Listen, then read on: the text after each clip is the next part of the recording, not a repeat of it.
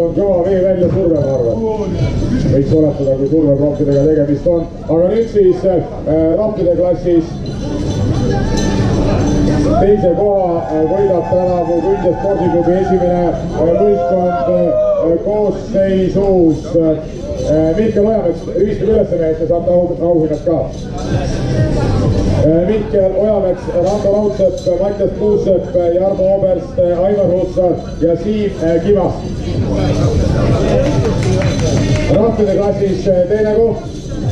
Künde spordiklubi esimene võistkond ja teeme siis teise koha saavutanud rapile siin ja selle liikmetele suure aplausi veel kord.